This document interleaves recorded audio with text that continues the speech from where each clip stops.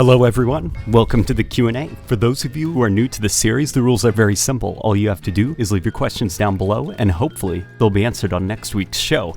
And this time I've got a guest star with me in the background. He is Pumpkin, the Shih Tzu. So say hi, Pumpkin. He's just smiling at me. But we're going to start this off with a question from Navian. Oh man, this is off to a bad start. Who says, Q&A, 2 questions. What do you think of the Endless? And do you think the T rating for the game will affect their presentation as they are presented as a threat worse than the Flood? He then also asks, what does the dynamic soundtrack in Halo Infinite do? How is it different from past Halo game soundtrack implementation? Love your videos, keep up the great work. Thank you so much, man. I'm sorry that I could not pronounce your name, but the Endless. What's kind of interesting about the Endless, there's a lot of questions, I guess, that they raise. A retcon, for those who don't know, retroactive continuity. It's basically injecting lore and story where there previously was none. The topic of the Endless, after the rings fired, we believed that wiped out all life in the galaxy. Well, Halo Infinite retcons that, and it turns out something survived the firing of the Halo rings. And this thing is called the Endless. We're not even quite sure what they are. The Harbinger represents the Endless. Those skimmer things are connected to the Endless in some way. And at the end of the Halo Infinite campaign, we saw the Harbinger. Basically, she was stalling Master Chief as she was sending data to Atriox. Atriox unlocks a bunch of Silexes, those like Forerunner holding vessels, and frees them. And we don't know what the Endless are, and it's kind of exciting. And what I think the Endless represent, I've seen a lot of people ask, like, are they the precursors? Are they the Flood? No, they're none of them. The game goes to great lengths to kind of make it very clear that this is something we don't quite have a lot of information on in the Halo universe. Even the Forerunners aren't quite sure what they are, and that's kind of exciting. And as for the team rating, the topic of them being worse than the Flood, so I feel like it's kind of like one of the Halo books described a Brute as being so strong that it could move a mountain, and people took that literally as lore. And it's kind of like, guys, they just said that to raise the stakes, okay? Like, don't read that literally. And then, as for something being dangerous like the Flood, I don't necessarily think it needs to be something ridiculously violent and involved with body mutilation, in the same way the Flood is, you know? All you need to do also is look towards other teen games, like Destiny 2, which have quite screwed up lore, particularly the Hive, and it can make them work within the teen rating. It's usually kind of like almost surface level stuff, the rating of the game, how gory it is, how violent it is. I'm sure that the Endless can be very interesting and terrifying without needing an M rating. But as for the dynamic soundtrack, Halo Infinite's dynamic soundtrack is kind of interesting, because usually Halo is a linear series of campaigns. The developers and the composers have a lot of control over the musical timing.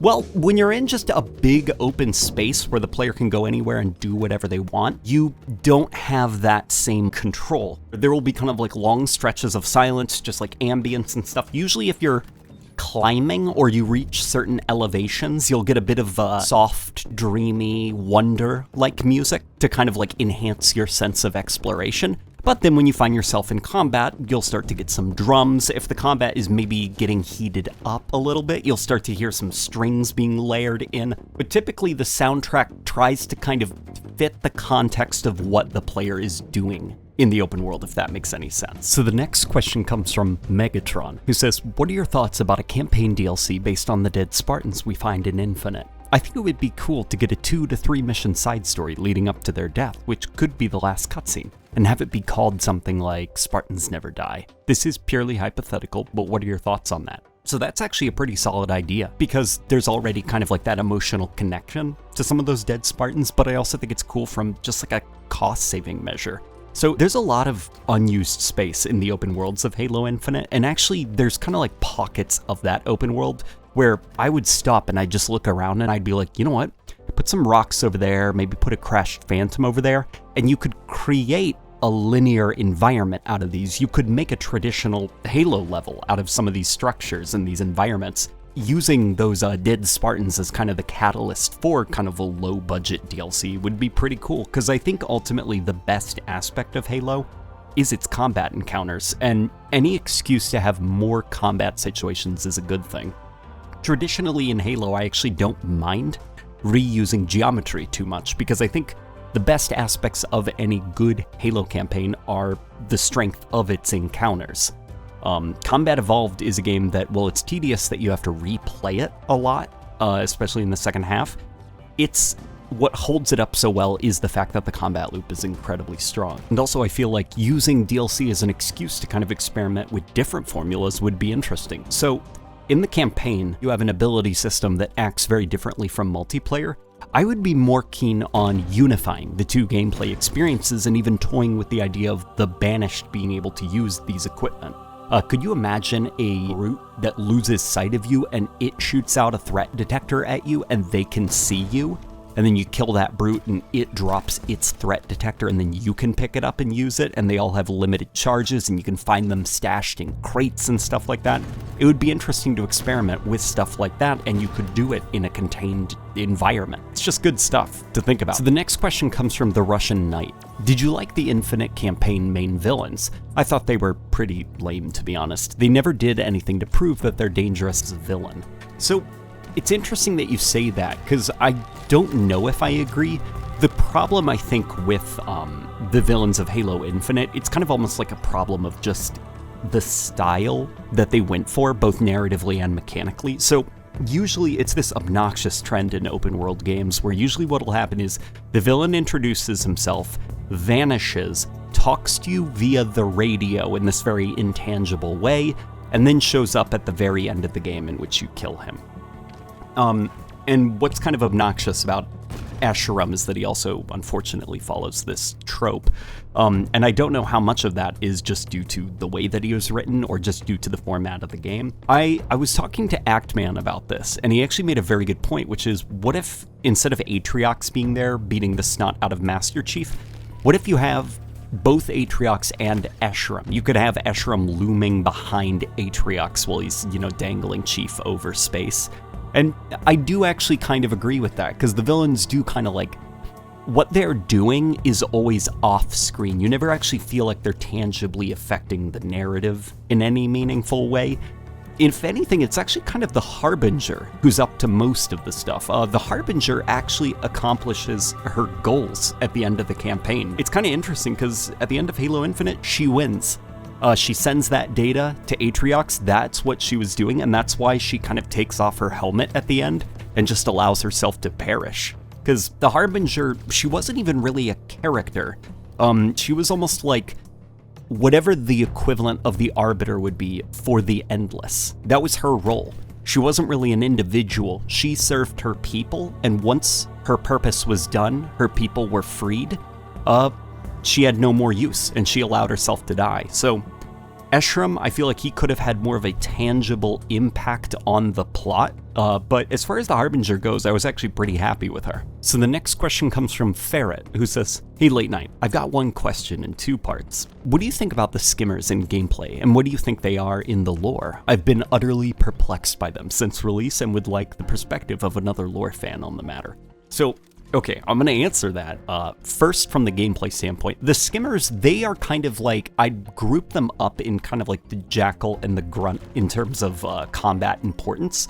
They're not like an elite type enemy. The Skimmers, they are very weak, but the idea about them is kind of like in numbers, they are more dangerous. And even from like a gameplay standpoint, I don't think they're too ambitious, but what I do think that they correct, that a lot of flying enemies in Halo have this nasty problem with, is you don't feel kind of like overwhelmed, or like there isn't this, what is this adding to the combat loop? I think of the drones. Typically, whenever the drones show up, it's cool seeing a big swarm, but combat does kind of stop, and it becomes basically shooting fish in a barrel for about 30 seconds. And then when there's no more drones, you move on. There isn't a lot of skill, it's just whittling down the numbers as they fly around messily.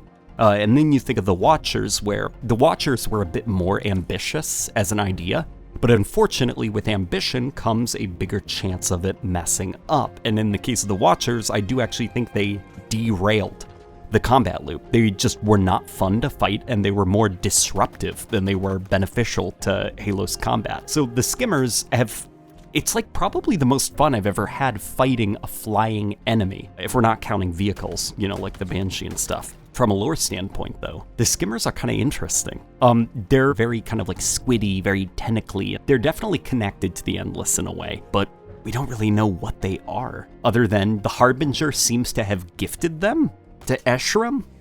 There's this Banished radio that you can find in the open world that talks about it, and it's a little bit interesting because even the Banished don't like the Skimmers. They think they're like creepy and unnerving, and they're kind of looking forward to just ending their partnership with the Harbinger and moving on. So I don't know, it's just, you know, like the Endless. The Skimmers are a bit of a mystery, and I'm excited to learn more about them, or not learn more about them. I don't know, mystery is fun. It's fun that Halo has an unknown variable now, where we can't just default to, oh, well, it's obviously a Promethean, or it's obviously this, and it's referenced in book 182 at chapter 3. Like, we don't know anything about these. All we can do is speculate, theorize, and everything, and it generates discussion within the Halo community. What the Endless brought to Halo, I think, is very healthy. So the next question comes from Unknown Will IV, who says, do you think 343 adding equipment such as gravity lifts and traps on vehicles and a content drop for Infinite would mess up the combat loop in multiplayer? I actually do not think so. And the reason why is because, unlike games like Call of Duty, or when you add a new gun to it, that gun can now be on every map. Everyone can use it and equip it in their loadout, and it can be very disruptive. Halo, the flow of matches, what weapons are on what map. If we have a map such as, let's say, Bazaar, and let's say, for the sake of argument, that a portable gravity lift would totally ruin the flow of that map. Well, the developers are completely within their power to just remove it from Bazaar and put it on a map maybe like, I don't know, let's throw out Behemoth. Like, you could put it on Behemoth and maybe it works a little bit better there. I think 343 could honestly add whatever they want to the game, and I don't think it would ever break the game because its placement is entirely in developer control. So yeah, they can add whatever they want. And if it doesn't work, and it just can't work on any map, leave it in custom games for the community to goof off with, because they'd make some cool stuff with it. The next question comes from TacoCat49, who asks, is the Bulldog good or bad in your opinion? And this is a funny question, because the answer is kind of confusing. I don't think the Bulldog is bad or good. I think its worst sin is that it's just kind of unambitious and uninteresting as a weapon. What it does mechanically isn't really anything new. We've seen it before with the Mauler, and what it brings to the table, unfortunately, comes at the sacrifice of the shell-loading shotgun. When I asked Quindel Hoyo when he was still at 343 what the Bulldog was supposed to be, he described it kind of like, he said, well, listen, it's not the shotgun, you know? It's just supposed to be kind of like this simpler, kind of casual, easy to pick up and just run around with, you know? So it's a shotgun that doesn't really make a serious impact on the flow of combat. And I guess, like, I understand if that was the goal, but I don't really know if that warranted not putting resources into actually making a shell-loading shotgun for the game. Because right now, that combat role in the sandbox is missing, and the Bulldog, I'm pointing fingers at the Bulldog as to who took resources away from the shell-loading shotgun. Maybe once the shell-loading shotgun is returned to the game, I can look at the Bulldog in a bit more of like a neutral light, but, you know, until then, the Bulldog is just kind of like, the worst crime it committed is it's kind of unambitious as a weapon, and it came at the cost of a weapon that added a lot more to the sandbox. And the final question comes from JB0, who says, where does Escharum rank among your favorite villains in the Halo series? To me, he's up there with Truth, but I want to know what you think of him as a villain. So, Escharum, actually, he's definitely below Truth for me, and that's partially just because, well, we spend most of the game with him just talking to us. I feel like Escharum could have been more interesting maybe if they didn't go with this one long take camera angle, because I do think it structurally kind of restrains what the cutscenes can do. I would have liked to see him do a little bit more in terms of the narrative, but as a character, what I think is kind of interesting about Escharum is he functionally acts as kind of like this televangelist type character where he's very charismatic. He can get into people's heads very easily and hype them up and energize them, you know, and He's this aging old war chieftain who is kind of left ruling peacefully, I guess, on the ring, for lack of a better term. You know, the Banished won, the UNSC is in shambles, and they are establishing their new home on the Halo Ring, because their homeworld is now gone. And if you listen to the audio recordings that you can find in the open world, the Banished are currently having quite a lot of problems structurally. There's lots of infighting, there's lots of dissent amongst the ranks. Escharum, what he sees in the Master Chief almost is a goal for the Banished to unify around, because the Banished were born out of oppression. When Atriox halted his own execution, that was the moment that the Banished were born, and they kind of exist to fight against something. What the Chief represents to Escharum is a new goal for the Banished to unify around. So even in death, Escharum is greatly excited about what the Chief means for his people. And I think that that's one of the most interesting things about Escharum, is that he's, willing to go to the grave for his own kind, so to speak. But yeah, I hope that answered all of your questions. This was actually quite a bit of fun. If you have any more, leave them down below. We're going to answer them next week. Special thank you to the channel members. You all are pretty snazzy, and I hope you all enjoy the rest of your week. I'll see you on the next video.